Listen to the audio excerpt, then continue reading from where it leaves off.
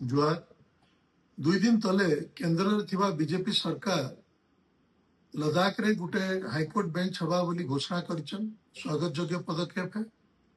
तार वर्षे आगुरु कोल्हापुर रे भी गोटे हाईकोर्ट बेंच कले, ता हेटा भी स्वागत योग्य पदक्षेप है।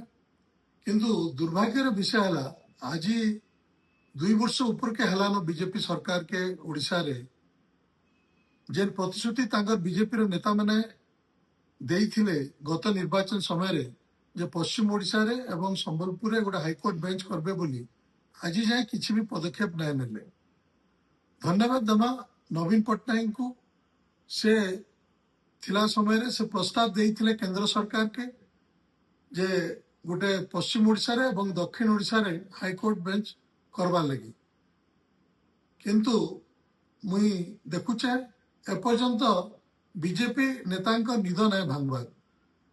मुई स्पष्ट भाव में स्थानीय नेता जनार्दन बाबू एवं स्थानीय सांसद धर्मेंद्र बाबू के पचारवा लगी चाहूचे जे केबे जाए से मैंने ई दिगरे पदक्षेप नेबे आउ स्पष्ट करून पदक्षेप नेबे कि नहीं, नाले आके गोटे बड़ जन आंदोलन तैयारी करा जिबा।